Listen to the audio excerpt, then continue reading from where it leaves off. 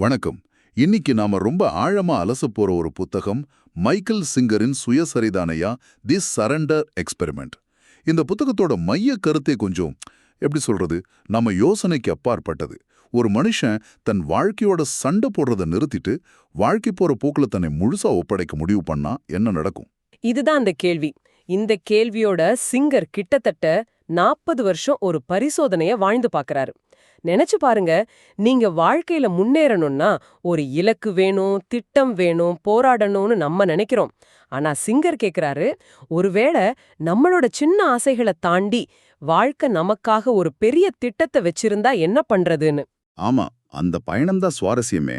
Florida காட்டுல தியானம் செஞ்சுகிட்டு இருந்த ஒரு ஹிப்பியா ஆரம்பிச்சு ஒரு $1 பில்லியன் மதிப்புள்ள நிறுவனத்தோட தலைமை நிர்வாக அதிகாரி, அதாவது சிஓ ஆனது வரைக்கும் நம்ப முடியாத திருப்பங்கள் நிறைஞ்ச கதை இது.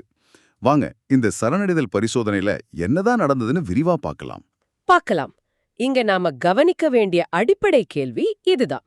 நாம நம்ம விருப்பத்தை திணிச்சு போராடி ஜெயிக்கிறத விட வாழ்க்கையோட ஓட்டத்துல போறதால அதிகமா ஜெயிக்க முடியுமா? இதுக்கு விடை தேடின ஒருத்தரோட கதை தான் இது. எல்லாம் 1970ல ஆரம்பிக்குது. சிங்கர் 22 வயசுல பொருளாதார பட்டப்படிப்பு படிச்சுக்கிட்டு இருக்காரு. ஒரு நாள் வீட்ல சும்மா சோஃபால உட்கார்ந்துருக்கும் போது அவருக்குள்ள ஒரு பெரிய ஞானோதயம் வருது.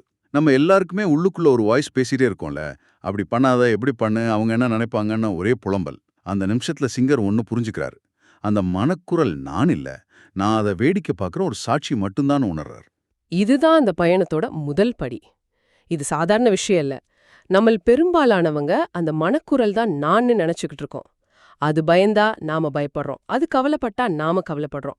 சிங்கர் முதன்முறையா அந்த மனக்குரலுக்கும் தனக்கும் நடுவுல ஒரு இடைவெளியை உருவாக்குறார். அந்த மனக்குரல் என்ன பேசுதுன்னு கவனிக்க ஆரம்பிக்கிறார். அது எப்ப பார்த்தாலும் பாதுகாப்பு இல்லாம உணருது, சின்ன சின்ன விஷயத்துக்கு கவலைப்படுது, அடுத்தவங்க என்ன நினைப்பாங்கன்னு பயப்படுதுன்னு கண்டுபிடிக்கிறார். ஓ, அப்போ ஸ்கிரீன்ல ஓடுற படம் நான் இல்ல, அதை பார்க்குற ஆடியன்ஸ் தான் நாங்கிற மாதிரி ஒரு உணர்வா? அந்த படம் பயங்கரமான படமா இருக்கலாம், சோகமான படமா இருக்கலாம், ஆனா அதை பார்க்குற நான் அதுல இருந்து தனிப்பட்டவன், அப்படிதானே? அருமையான உதாரணம். அதுதான் அந்த மாற்றம். அந்த மனக்குரலை அமைதிப்படுத்த ஒரு வழிய தேடி அவர் ஜென் தியானம், ஆன்மீகம்னு ஆழமா போக ஆரம்பிக்கிறாரு. காட்டுக்குள்ள ஒரு நிலத்தை வாங்கி அங்கே தனிமையில வாழ ஆரம்பிக்கிறாரு. கடுமையான தியான பயிற்சிகள்ல ஈடுபடுறார். ஒரு கட்டத்துல உடம்புக்குள்ள ஏதோ ஒரு சக்தி ஓட்டத்தை உணர்றாரு. ஒரு காந்தப்புலம் மாதிரி அது அவரை சுத்தி இருக்கிறதா சொல்றாரு. அந்த தேடல் அவரை மெக்சிகோவுக்கு கூட்டிட்டு போகுது. அங்கே ஒரு ஆத்து ஓரமா தியானம் பண்ணும்போது குதிரையில வந்த சில உள்ளூர் பண்ணை ஆட்களை பார்க்கறாரு. பார்த்ததும் மனசுக்குள்ள பயம். ஆனா அந்த பயத்தை மீறி சரி என்ன நடக்குதுன்னு பாப்போன்னு அவங்க கிட்ட பேச போறாரு. அவங்க ரொம்ப நட்பா பழகி இவரை குதிரையேற்றம் செய்ய கூப்பிடுறாங்க. ஊரே இவரை ஒரு பெரிய ஆள் மாதிரி பாக்குது. அந்த அனுபவம் தான் சரணடைதல்ங்கிற விதைக்கு தண்ணி ஊத்துது. அவர் யோசிக்கிறார், என் மனசு பயந்து ஓடுன்னு சொல்லுச்சு, ஆனா நான் ஓடாம நின்னதால வாழ்க்கை எனக்கு ஒரு நல்ல அனுபவத்தை கொடுத்துச்சு. ஒருவேளை என் விருப்ப வெறுப்புகளை ஓரமா வச்சுட்டு வாழ்க்கை என்ன கொண்டு வருதோ அதை அப்படியே ஏத்துக்கிட்டா என்ன ஆகும்னு. அங்கேதான் அந்த 40 வருஷ பரிசோதனை அதிகாரப்பூர்வமா தொடங்குது. சரி.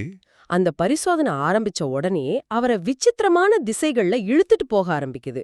அவரை விரும்பினது தனிமா, ஆனா அவரை தேடி மக்கள் வர ஆரம்பிக்கிறாங்க. சாண்டின்னு ஒரு பெண் அவரோட நிலத்துல அவர்கிட்ட கேட்காமலே ஒரு குடிசையை கட்ட ஆரம்பிக்கிறாங்க. ஒரு நிமிஷம், இதை யோசிச்சு பாருங்க. நீங்க தனியா இருக்கணும்னு ஒரு இடத்துக்கு போறீங்க, ஆனா யாரோ ஒருத்தங்க உங்க நிலத்திலே வந்து ஒரு குடிசையை கட்ட ஆரம்பிக்கிறாங்களா? என்னோட மனசு என்ன தைரியம் இவங்களுக்குன்னு கத்தி இருக்கும். சிங்கரோட மனசும் அப்படிதான் கத்துது. வேண்டாம், இது என் தனிமையை கெடுத்துடும், மனக்குரல் அலறுது. ஆனா அவரு தன்னோட பரிசோதனைய நினைச்சுக்கிறாரு. சரி, இது வாழ்க்கை கொண்டு வர்ற ஒரு நிகழ்வு, இதை நான் அனுமதிக்கிறேன்னு அந்த மனக்குரலை தாண்டி அதுக்கு சரி சொல்றாரு. சுவாரஸ்யம் என்னன்னா, அன்னைக்கு கட்ட ஆரம்பிச்ச அந்த குடிசை தான் பிற்காலத்துல அவர் உருவாக்குன டெம்பிள் ஆஃப் தி யூனிவர்ஸ்கிற ஆன்மீக சமூகத்தோட மையமா மாறுது.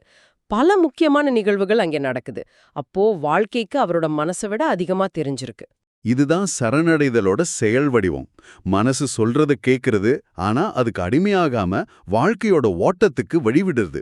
இன்னும் சில உதாரணங்கள் இருக்கு, அது உங்களை ரொம்பவே யோசிக்க வைக்கும். ஒரு நாள் பக்கத்துல இருக்கிற கல்லூரியிலிருந்து ஒருத்தர் வராரு. ஒரு பேராசிரியர் திடீர்னு விடுப்புல போனதால ஒரு வகுப்பை நீங்க எடுக்க முடியுமான்னு கேக்குறாரு. சிங்கருக்கு என்ன பேசுறதுன்னு தெரியாது, எந்த பாடத்திட்டமும் இல்ல. மனசுக்குள்ள ஒரே பதற்றம். ஆனா சரி சொல்றாரு. அவர் கிளாஸ் ரூம்குள்ள நுழைஞ்சு கண்ணை மூடி நின்னதும் வார்த்தைகள் தானா கொட்டுதுன்னு சொல்றாரு.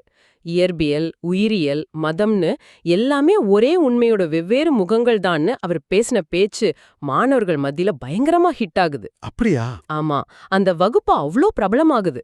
அவர் திட்டமிடல, அவர் தன்னை தயார்படுத்திக்கல, வாழ்க்கை ஒரு வாய்ப்பை கொடுத்துச்சு, அவர் அதை ஏத்துக்கிட்டாரு.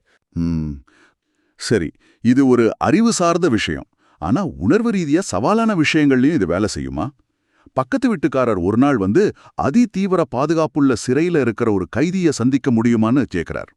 சிங்கருக்கு சுத்தமா விருப்பம் இல்ல. ஒரு குற்றவாளியை போய் பார்க்கறதுல என்ன இருக்குன்னு நினைக்கிறார். மனசு மறுபடியும் வேண்டான்னு சொல்லுது. ஆனா பரிசோதனையின்படி தயக்கத்தோட ஒப்புக்கிறார்.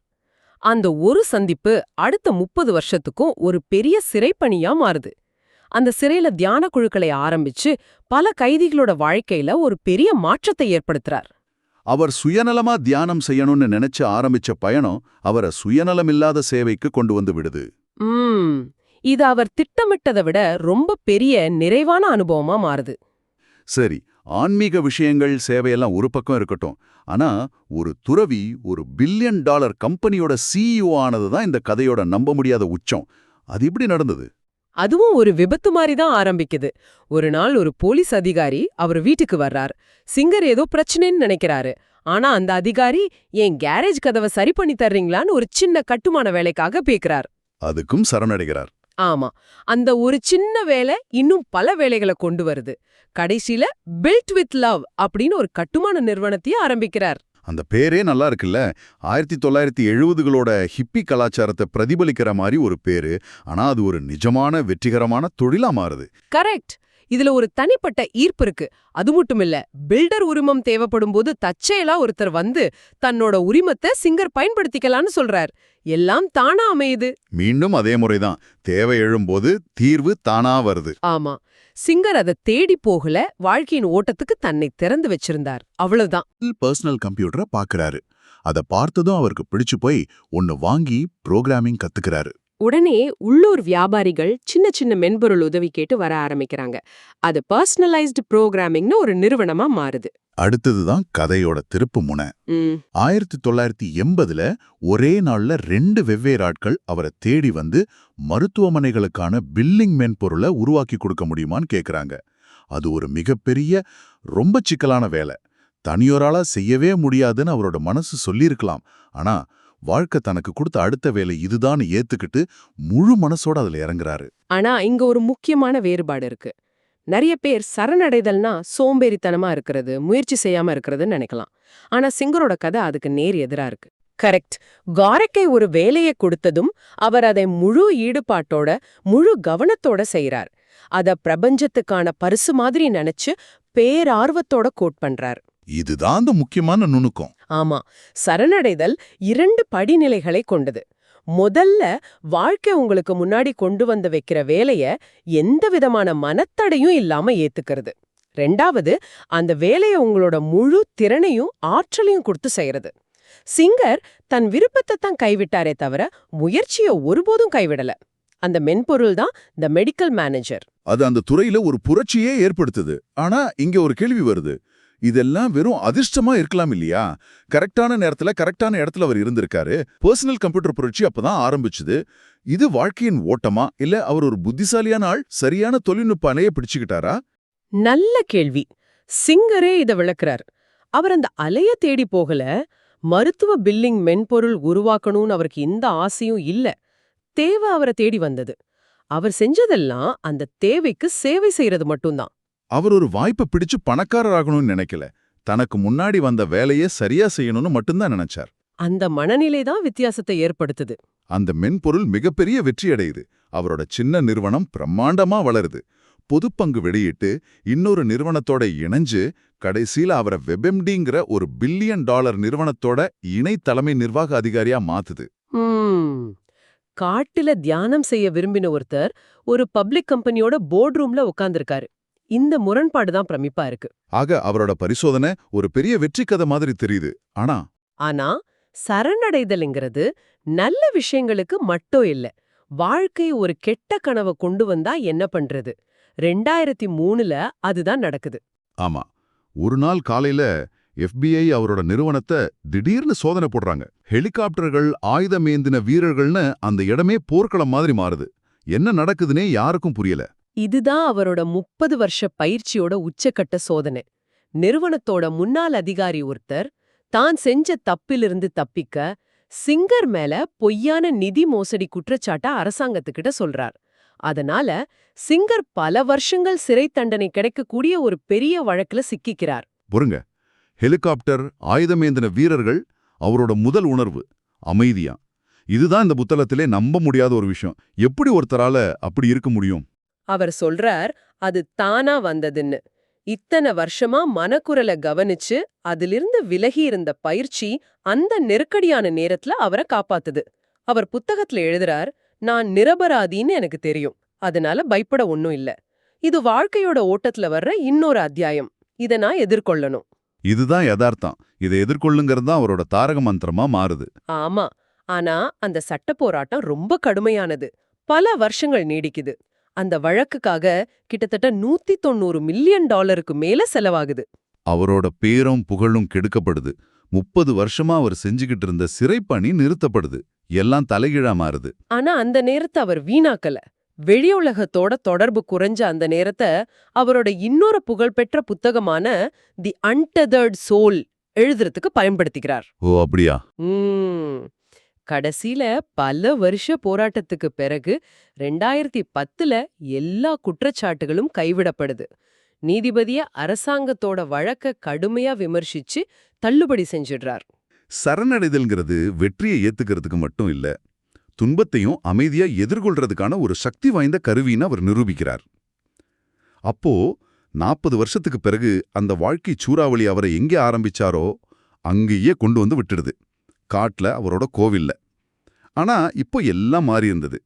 அவர் சுதந்திரமா இருந்தாரு. பரிசோதனை அதோட நோக்கத்தை நிரூபிச்சிருந்தது. புத்தகத்தோட முடிவு ரொம்ப சக்தி வாய்ந்தது. வாழ்க்கை ஒரு சாணைக்கல்ல போல செயல்பட்டு என்னிடமிருந்தே விடுவித்ததுன்னு சிங்கர் சொல்றார்.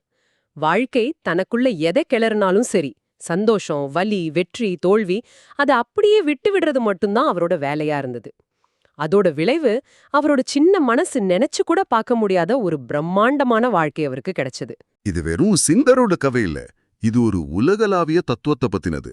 நம்மளை சுத்தி இருக்கிற இயற்கையோட சக்திக்கு முன்னாடி நம்மளோட சின்ன சின்ன விருப்பு வெறுப்புகளை விட்டுட்டு அதோட ஓட்டத்தோட இணையும் போது ஆச்சரியமான விஷயங்கள் நடக்குங்கிறதுக்கான ஒரு வாழும் உதாரணம். ஆமா, உங்களுக்கும் ஒரு சிந்தனையை தூண்டும் கேள்வி இதுதான். உங்க மனசுக்குள்ள இடைவிடாம உங்க விருப்ப வெறுப்புகளை சொல்லிக்கிட்டே இருக்கிற அந்த மனக்குரல் உண்மையிலேயே உங்க நண்பன் இல்லைன்னா என்ன செய்வீங்க? ஒரே ஒரு நாளைக்கு மட்டும் அது சொல்றத கேட்காம உங்க வழியில வர எல்லாத்துக்கும் மனப்பூர்வமா சரின்னு சொன்னா உங்க வாழ்க்கையில என்ன நடக்கலாம்? யோசிச்சு பாருங்க.